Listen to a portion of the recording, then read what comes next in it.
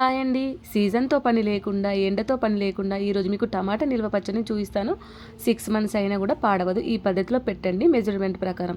నేనైతే ఇక్కడ half KG టమాటాలని ముందే జోకాను. ఫ్రెష్‌గా వాష్ చేసి ఈ విధంగా చిన్న చిన్న ముక్కలుగా కట్ చేసి పెట్టుకున్నాను. ఇప్పుడు నేను ఈ వీడియోలో చూసిన విధంగా ఇంత చింతపండు, ఇంత కల్లుప్పు తీసేసుకొని 1 స్పూన్ పసుపు వేసేసుకొని ఒకసారి చేత్తోటి బాగా మిక్సీ అయ్యేంత వరకు మనం కలుపుకొని ఒక 5 నిమిషాలు అలాగే వదిలేసేయాలి. చింతపండు, ఉప్పు, పసుపు అంతా మంచిగా నానిపోతుంది కదా. ఇప్పుడు స్టవ్ ఆన్ చేసి స్టవ్ మీద మీడియం ఫ్లేమ్లో మంటని పెట్టేసి ఇలా దగ్గర పడేంత వరకు ముక్కలు దగ్గర పడేంత వరకు మధ్య మధ్యలో కలుపుతూ మూత పెట్టుకుంటూ మంచిగా ఉడికించాలి.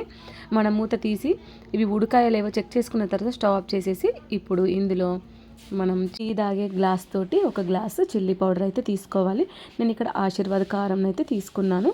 ఇప్పుడు ఇదే గ్లాస్ తోటి ఒక హాఫ్ గ్లాస్ వరకు సాల్ట్ని అయితే తీసుకోవాలి.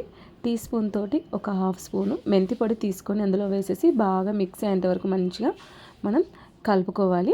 ఇలా మంచిగా కలుపుకున్న తర్వాత పక్కన పెట్టేసి ఇప్పుడు స్టవ్ ఆన్ చేసి ఒక బౌల్లో ఆయిల్ వేసి ఆయిల్ హీట్ అయిన తర్వాత 2 స్పూన్స్ ఆవాలు, 2 స్పూన్స్ జీలకర్ర, ఒక హాఫ్ కప్పు పచ్చి శనగపప్పు వేసేసి శనగపప్పు మంచిగా ఆయిల్లో ఫ్రై అయిపోయిన తర్వాత ఇప్పుడు ఎండుమిరపకాయలు, 1 స్పూన్ పసుపు, పొట్టుతోటి వెల్లుల్లి ఒక గడ్డను వేసేసి మంచిగా ఫ్రై అయిపోయిన తర్వాత స్టవ్ ఆఫ్ చేసి మనం కలుపుకున్న టమాటా నిల్వ పచ్చడిలో తాలింపుని అయితే వేసేసి ఇలా బాగా మిక్స్ అయ్యేంత కలుపుకుంటే 6 మంత్స్ వరకు టమాటా నిల్వ పచ్చడి రెడీ.